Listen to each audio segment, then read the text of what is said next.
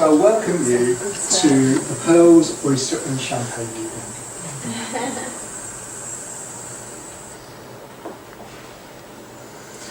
But not like diamonds that were brutally formed in the earth thousands and thousands of years ago. Pearls are organic and individual, just like you and me. They were found, or they're at the depths of this amazing water, the oceans around the world. But no one can really say when they were first discovered. More likely to be when many thousand years ago, the first humans were scavenging for food on the beaches. So how can we tell the difference between man-made and cultured? Has everyone heard of the bite test? Yeah. Well, there's a lot of markets smothered of man-made pearls. The famous brand is the Jorkin pearls.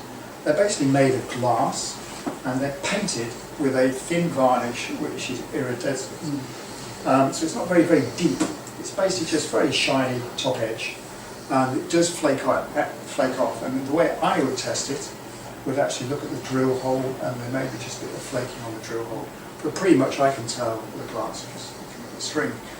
But how you can tell is if you put a pearl in your teeth, a cultured pearl or a natural pearl, and just grate it on your teeth, it's actually quite abrasive. And then if you do it with a man-made pearl, it's very smooth. And our lovely Isabella over there has the test for you. So she has one that's natural, cultured, and one that's man-made. Do the bite test.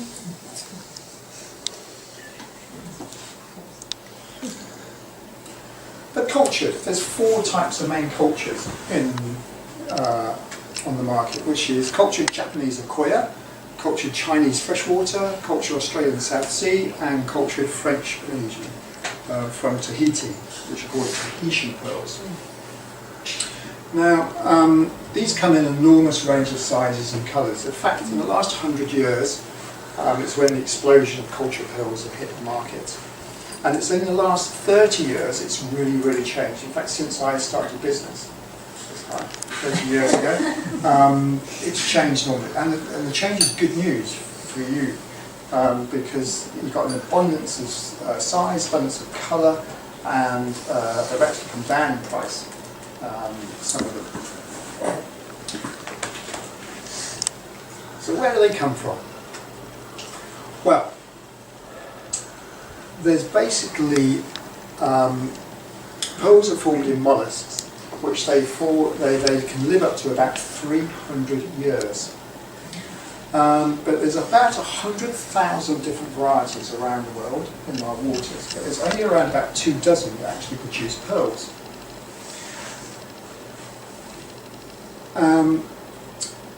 Now there's a nice little story, is that there's 2 types really. The freshwater pearls come from mussels, and the seawater pearls come from oysters.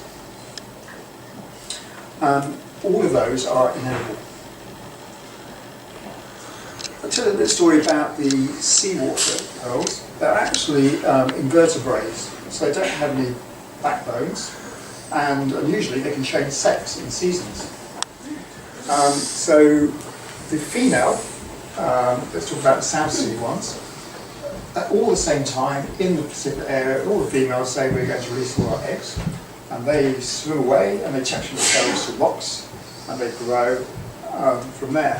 But it's interesting with the freshwater ones, exactly the same process. Within an area they all release their eggs together, and then they actually attach themselves to fish.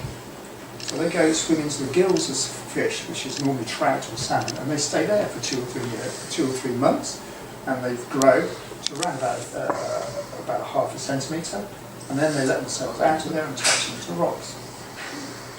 So, and then the oysters change sex, so probably being too much hard work, and be a man now for a year. How are pearls created? Basically, they're created exactly the same way. They're either naturally which is basically an irritant will get inside, either a bit of sand or possibly a little creature, a crab. Once that gets in there and gets into the mantle bit, the soft of the tissue, the oyster will recognise there's danger in there. And I'll tell you about the process in a moment. Equally, if it's assisted by man, they'll open it up slightly and put something inside it. It will close shut really tight, and then it says there's danger inside. So once it's inside, it's got to do something about it. If it doesn't do anything about it, it will die. So it actually creates a sac around the irritant that's in there. And within this sac, it creates the nacre inside, and it will keep coating the irritant that's inside until it's taken out. So it will keep growing until it's taken out. And the picture on the top of the right-hand side is the nacre itself, which is calcium carbonate. It is held together in pearls in a very, very loose protein. In fact, our teeth are made exactly the same of calcium carbonate, but that's actually a very, very strong protein that holds your teeth together.